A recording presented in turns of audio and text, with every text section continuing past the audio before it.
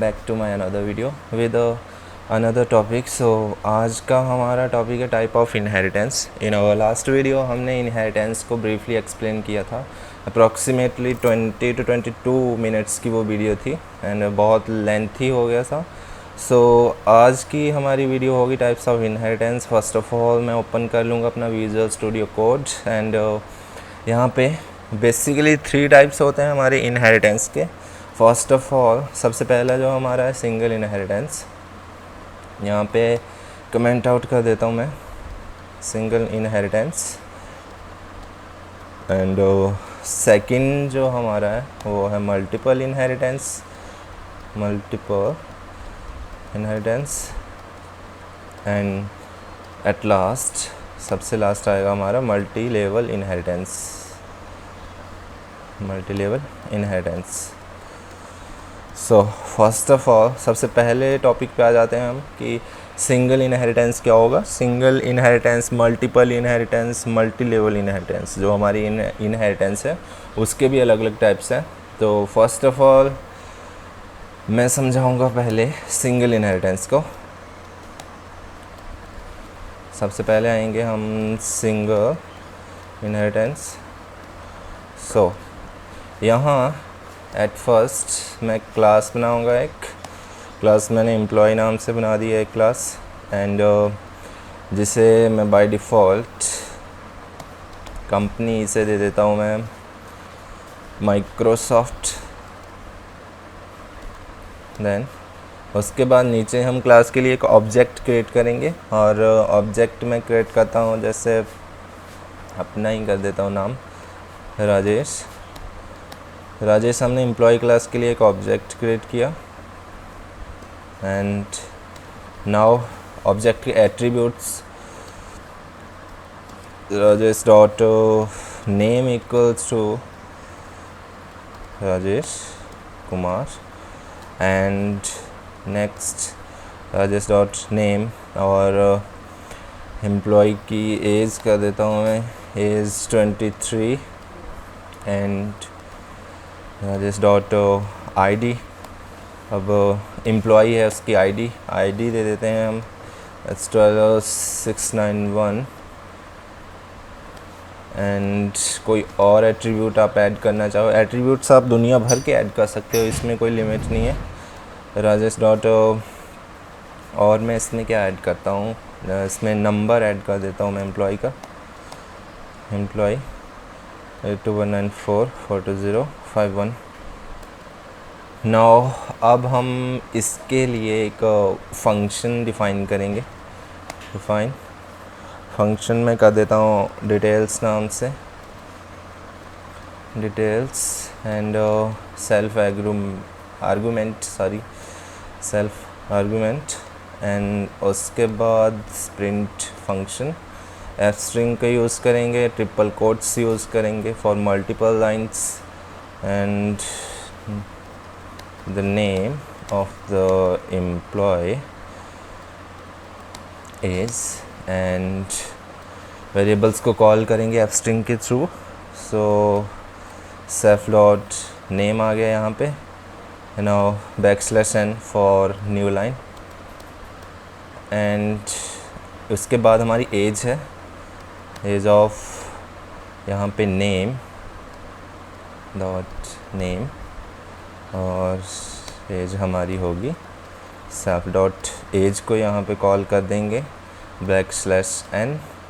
And then next argument हमारा ID था। So ID of, जिसकी आईडी है उसका नेम यहाँ पे कॉल कर देंगे, name is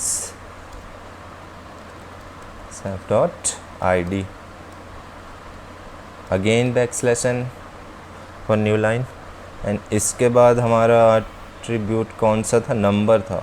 so number of self dot name, because यहाँ पे नेम हम कॉल करेंगे, नंबर ऑफ जिसका नंबर है is self dot number. So एक क्लास हमने यहाँ पे क्रिएट कर दी है। क्लास के अंदर एक बाय डिफ़ॉल्ट एट्रीब्यूट्स कंपनी दिया हुआ है, उसके अंदर फंक्शन है, फंक्शन के बाद एक ऑब्जेक्ट हमने क्रिएट किया था। एम्प्लॉय क्लास के लिए। एंड नाउ इसके बाद एक और क्लास हम बनाते हैं, चाइल्ड क्लास बनाएंगे, उसे एम्प्लॉयज़ में इनहेरिट करेंगे। क्लास में अदर कर देता हूँ, अदर कर दूँगा, और वो अदर क्लास एम्प्लॉय से इनहेरिट कर देते हैं। एंड इसे भी मैं कंपनी कुछ गूगल कर दी है।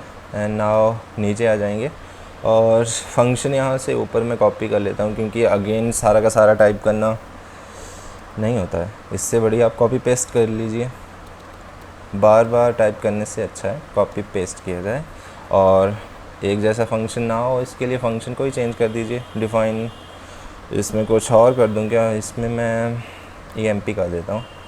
एंड इंडेंट एरर है, इन्हें हम इजीली फिक्स कर सकते हैं।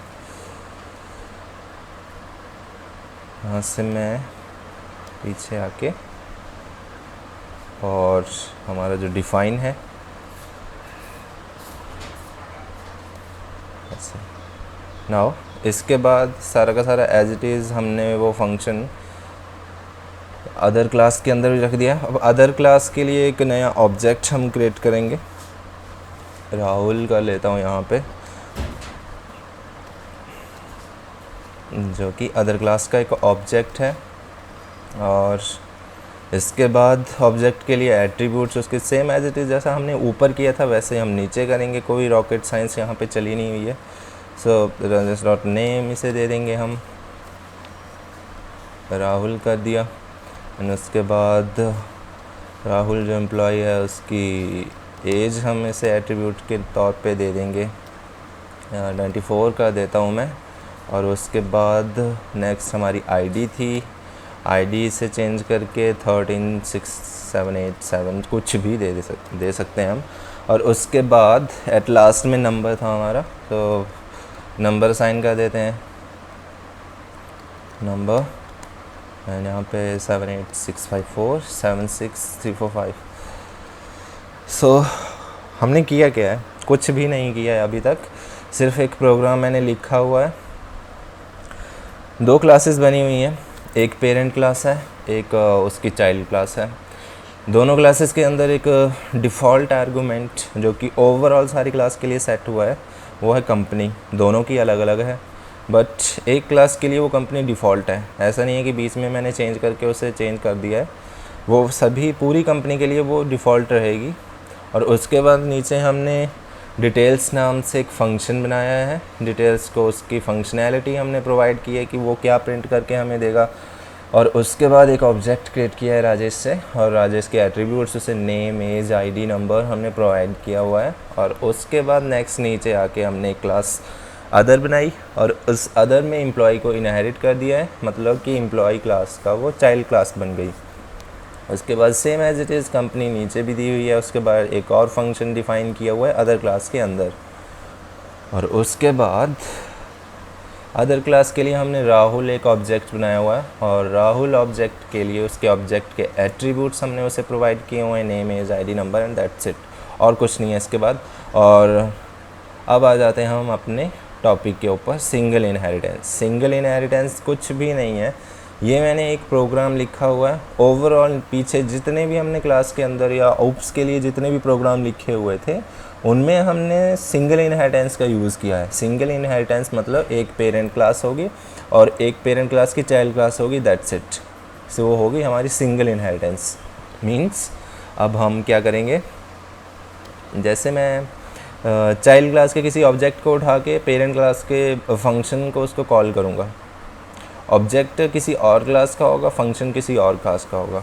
एक ऑब्जेक्ट को उठाएंगे, मैं जैसे ऑब्जेक्ट राहुल है जो कि चाइल्ड क्लास का ऑब्जेक्ट है, उसे उठा के हम पेरेंट क्लास का फंक्शन है डिटेल्स, अब उस फंक्शन को इसके साथ कॉल कर देंगे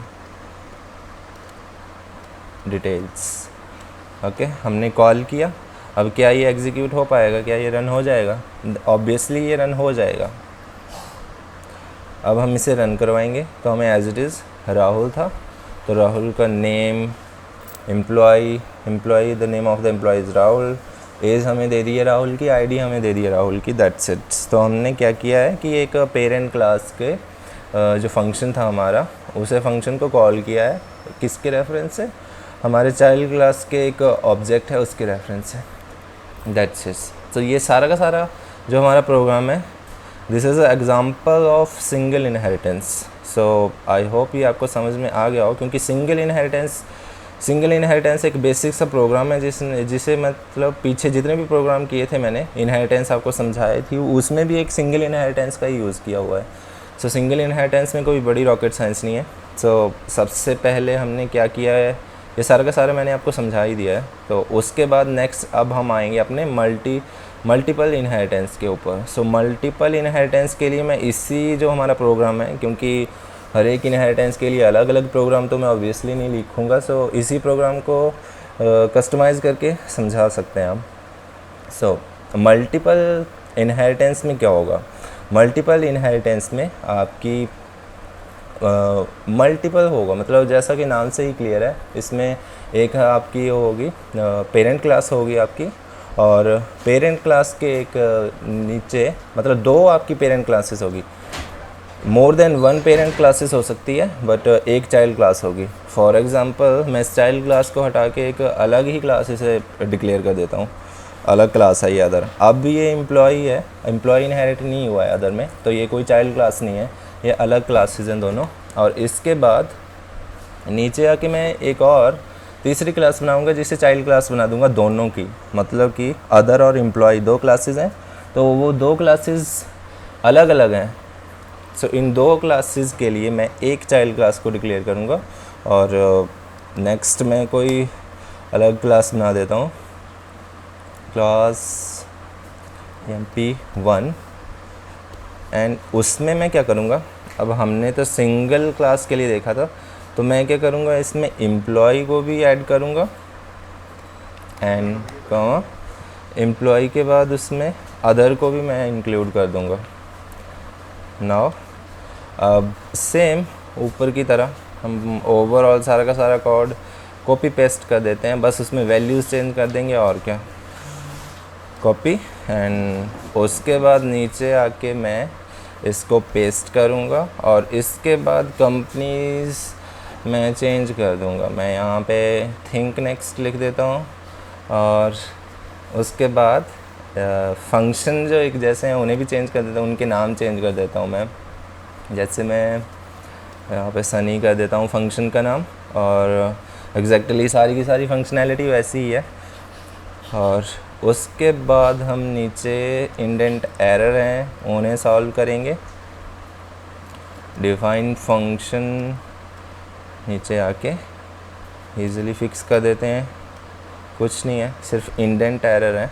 और नीचे आके ऑब्जेक्ट कोई किसी और नाम से क्रिएट कर लेते हैं, मल्टीपल कर्सर में यहाँ पे बना दूंगा विद ऑप्शन के थ्रू, एंड सारे के सारे सॉरी ये मल्टीपल कर्सर्स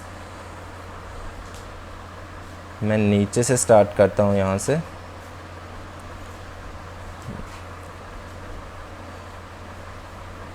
नाउ ऑप्शन,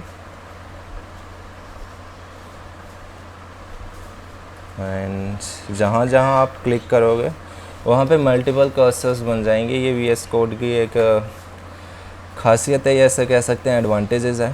सो उसके बाद अब हम नीचे आ जाएंगे, इसमें कुछ और नाम दे देते हैं हम, जैसे कि मैं यहाँ पे सनी दे देता हूँ। ओके, सो ये हो गया। अब हम क्या करेंगे, अब देख लीजिए दो क्लासेस बनी हुई हैं, क्लास एम्प्लॉय बनी हुई है, और एम्प्लॉय क्लास के नीचे क्लास अदर, मतलब ये दोनों क्लासेस अलग हैं। अब ऐसा नहीं कह सकते कि अदर जो है पेरेंट क्लास है, या जो एम्प्लॉय है या वो पेरेंट क्लास है, ये दोनों क्लासेस अलग अलग हैं। सो अब हम ऐसा भी नहीं कर सकते कि किसी एक क्लास के ऑब्जेक्ट से उठा के किसी दूसरे क्लास के वो हमारा जो फंक्शन होता है उसे कॉल कर सकते हैं, ये अब पॉसिबल नहीं है, क्योंकि पॉसिबल तभी है अगर आपने कोई क्लास उसके बीच में इनहेरिट की हो, तभी आप दूसरी क्लास जो होगी आपकी उसके किसी भी ऑब्जेक्ट या फंक्शन को एक्सेस कर सकते हो, वो वैसे ही पॉसिबल है। नीचे आके हमने अब क्या किया कि तीसरी क्लास बनाई, और वो तीसरी क्लास दोनों क्लास की एक चाइल्ड क्लास है, एम्प्लॉय और अदर दोनों क्लास की चाइल्ड क्लास बन गई है। अब हम क्या करेंगे, अब हम ईज़िली, अब जिस क्लास को आपने इनहेरिट किया हो, हमने दोनों की दोनों क्लासेस इनहेरिट की हैं, तो दोनों क्लासेस के फंक्शन को एक्सेस कर सकते हो, उनकी फंक्शनैलिटी को एक्सेस कर सकते हो, उनके ऑब्जेक्ट को आप एक्सेस कर सकते हो। ओवरऑल अगर आपने कोई क्लास इनहेरिट की है तो उस क्लास के आप सभी के सभी को इनहेरिट करके उसका यूज़ कर सकते हो। देन उसके बाद अब मैं क्या करूँगा, यहाँ पे आके लेट्स सपोज़ मुझे पता है, मैं नीचे आके यहाँ कोई और एट्रीब्यूट देता हूँ, नेम इक्वल्स टू समथिंग, कुछ भी दे देता हूँ और कंपनी को ऊपर कमेंट आउट कर दूँगा। मैं कंपनी को कमेंट आउट कर दूँगा क्योंकि मुझे नहीं पता है कि जो तीसरी क्लास EMP1 चाइल्ड क्लास है, मुझे नहीं पता लेट्स सपोज़ कि इसकी कंपनी क्या है। सो अब हमें कैसे पता लगेगा, क्योंकि मैंने इसकी कमेंट आउट कर दी है कंपनी, और जो आपकी EMP1 क्लास है वो है चाइल्ड क्लास दोनों क्लासेस की, एम्प्लॉय और अदर दोनों क्लासेस की चाइल्ड क्लास है। अब कमेंट आउट मैंने इसके जो एट्रीब्यूट था उसे कमेंट कर दिया, मुझे नहीं पता इसकी कंपनी क्या है। तो आप में से कोई बता सकता है कि इसकी कंपनी क्या होगी? सो अब मैं क्या करता हूँ, मैं प्रिंट करवा दूँगा, या लेट्स सपोज़ प्रिंट भी क्यों करवाऊँ, मैं कॉल करके कुछ और कर देता हूँ। मैं बोलूँगा कि मुझे EMP1 क्लास है उसकी कंपनी चाहिए, तो सनी जो कि ऑब्जेक्ट है EMP1 क्लास का, उसके थ्रू मैं क्या करूँगा, उसके थ्रू किसको एक्सेस करना चाहूँगा, मैं प्रिंट ही करवा देते हैं हम, बिकॉज जो मैं बोल रहा हूँ वो पॉसिबल नहीं है। और सनी डॉट कंपनी। नाउ हमने क्या किया हुआ है, सनी जो कि एक ऑब्जेक्ट है EMP1 क्लास का, उस ऑब्जेक्ट के थ्रू हमें कंपनी प्रिंट करवानी है EMP1 क्लास की। तो EMP1 क्लास में कंपनी है ही नहीं। आप बोलोगे कि कंपनी को कैसे पता लगाएंगे हम, कंपनी तो इसमें है ही नहीं। कंपनी तो कमेंट आउट है जिसे इंटरप्रेटर हमारा मतलब इग्नोर करेगा। और अब इसकी कंपनी क्या होगी, इसमें एक फंडा ये है कि जो आपकी EMP1 क्लास होगी, आपने उस क्लास में जो आपकी अदर दो क्लासेस हैं, एम्प्लॉय और अदर, फ़र्स्ट ऑफ ऑल मैं इसे रन करके बताता हूँ और मैं बताता हूँ कि इसकी कंपनी होगी क्या। सनी डॉट कंपनी, सनी जो कि है एक ऑब्जेक्ट है EMP1 क्लास का, तो इसकी कंपनी होगी, इसकी कंपनी एम्प्लॉय में जो कंपनी होगी वो इसकी कंपनी होगी माइक्रोसॉफ्ट। सो नाउ अब हम इसे रन करवाएंगे तो उसके बाद हमें जो कंपनी मिलेगी वो हमें मिलेगी माइक्रोसॉफ्ट। अब माइक्रोसॉफ्ट क्यों मिल रही है हमें, क्योंकि EMP1 जो मेरी क्लास थी उसके अंदर कंपनी को मैंने कमेंट आउट करके या कंपनी को हटा ही दिया है, तो उसके बाद हमें नहीं पता कि EMP1 की कंपनी क्या है। सो EMP1 जो कि एक क्लास है, चाइल्ड क्लास है, एक किसकी है, दो क्लासेस की, एम्प्लॉय और अदर। इसका मतलब है कि EMP1 क्लास के अंदर एम्प्लॉय और अदर दोनों क्लासेस की मतलब एक्सेस उसे है, मतलब वो दोनों क्लासेस को एक्सेस कर सकता है। तो यहाँ पे फंडा ये होता है कि सबसे पहली जो क्लास आपने लिखी होती है उसे फर्स्ट प्रायोरिटी के तौर पे ये लेता है। मतलब अगर आप यहाँ पे नीचे कमांड मैंने जो दी हुई है, मैंने प्रिंट करवानी है सनी डॉट कंपनी, तो सनी जो है ऑब्जेक्ट है, किस क्लास का ऑब्जेक्ट है, पहले ये समझना होगा किस क्लास का ऑब्जेक्ट है, EMP1 क्लास का। EMP1 क्लास जो है चाइल्ड क्लास है एम्प्लॉय और अदर दोनों क्लासेस की।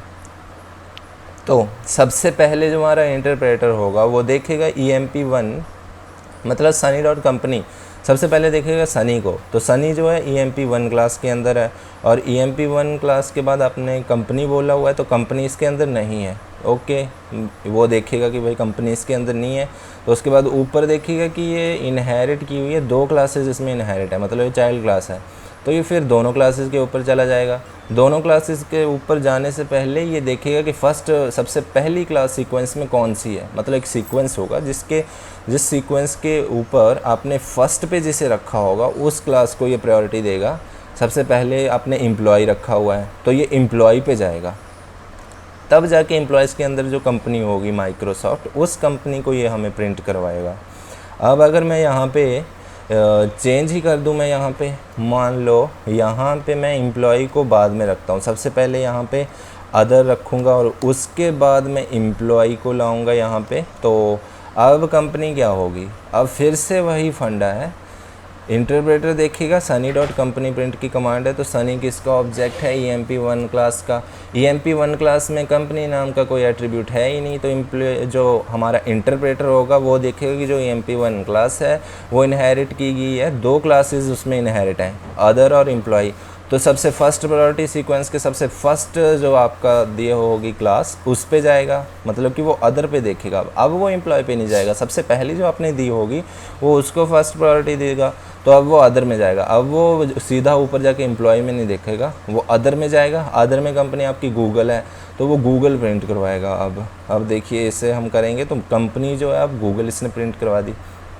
नाउ मल्टीपल इनहेरिटेंस में यही है कि आपकी मल्टीपल जो आपकी पेरेंट क्लासेस होगी और आपकी एक चाइल्ड क्लास होगी। मल्टीपल पेरेंट क्लास मतलब एक से ज़्यादा आप क्लासेस बना सकते हो और उसके बाद एक अलग से क्लास बना के उसे एज अ पेरेंट क्लास उसे डिक्लेयर कर सकते हो। तो उसके बाद अब हम कुछ और कराते हैं इससे। लेट्स सपोज कि मैं अब एम्प्लॉय मैं कुछ भी मैं देखिए ये फंक्शन है, EMP फंक्शन है, ठीक है। ये फंक्शन अपनी फंक्शनैलिटी जो इसके पास है उसके लिए मतलब ये वो फंक्शनैलिटी अपनी एग्जीक्यूट करवाएगा। नाउ मैं चाहता हूँ कि राहुल की कंपनी मुझे चाहिए, मतलब रैंडमली मैं कोड के बीच में से कोई भी एक ऑब्जेक्ट को उठा रहा हूँ राहुल, और उसकी कंपनी मुझे पता करनी है, राहुल की कंपनी पता करनी है।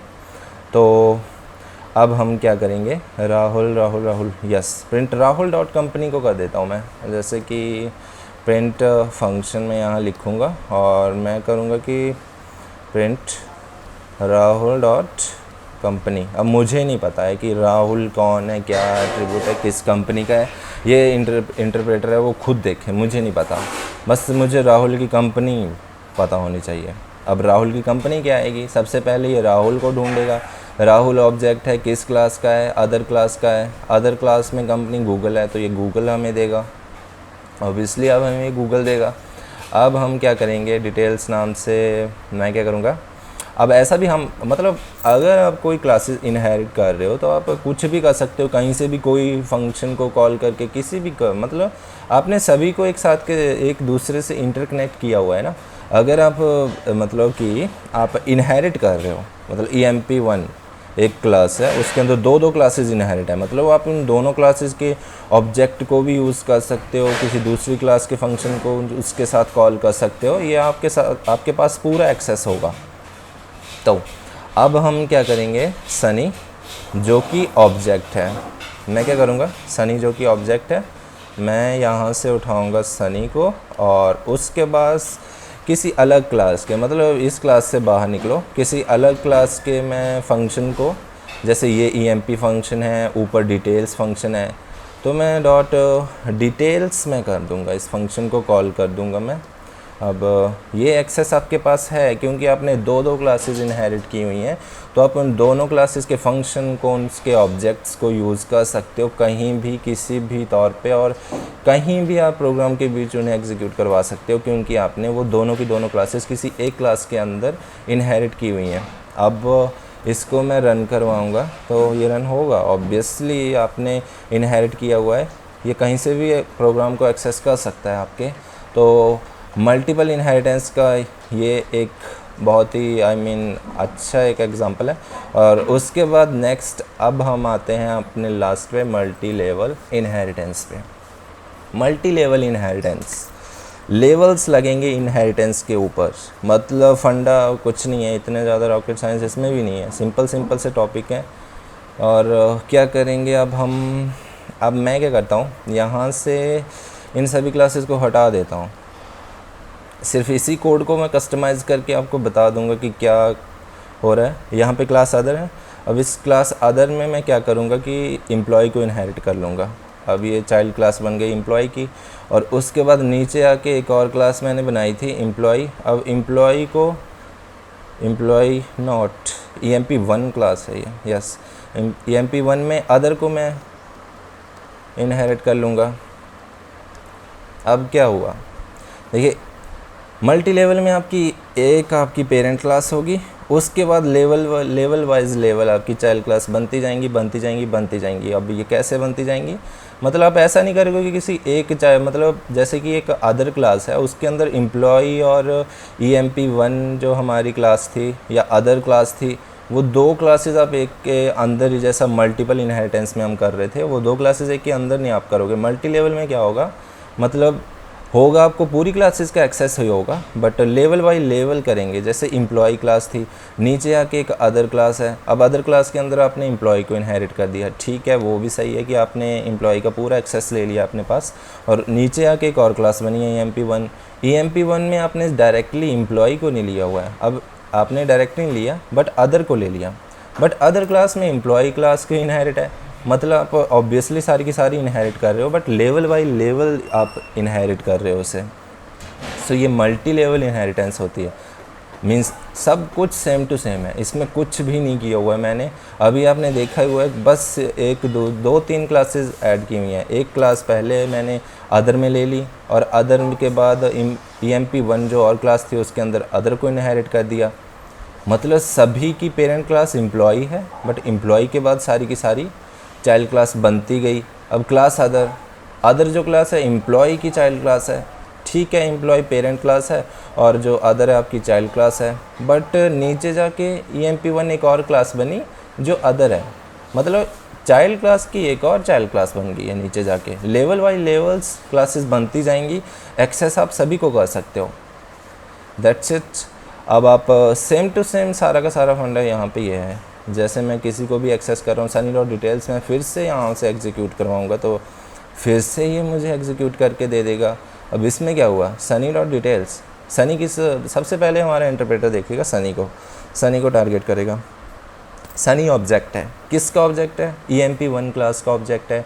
EMP1 क्लास क्या है, चाइल्ड क्लास है अदर क्लास की, तो अदर में ये चला जाएगा, फिर अदर में डिटेल्स को देखेगा, अदर में चला जाएगा, अदर में यहाँ मैं अदर क्लास के अंदर आ जाऊँगा, अदर में ये डिटेल्स नाम का कोई फंक्शन ही नहीं है, तो अदर में देखेगा कि एम्प्लॉय को इनहेरिट किया हुआ है, तो फिर एम्प्लॉय में घुस जाएगा, एम्प्लॉय में डिटेल्स है, उस फंक्शन को ये एज इट इज़ एग्जीक्यूट करके हमें दे देगा। मतलब लेवल वाइज लेवल इंटरप्रेटर भी कंफ्यूज नहीं होगा, बट लेवल बाय लेवल लगे होते हैं मल्टी लेवल में, जैसा कि नाम से ही क्लियर है ऑब्वियसली। फिर आपको ये सारा का सारा आई होप आपको समझ में आ गया हो। सो आज का हमारा टॉपिक सारा का सारा ख़त्म हो चुका है। 3 आपके जो टाइप थे वो भी हो गए और वीडियो भी काफ़ी लेंथी गई है। सो मिलते हैं नेक्स्ट वीडियो में। Thank you.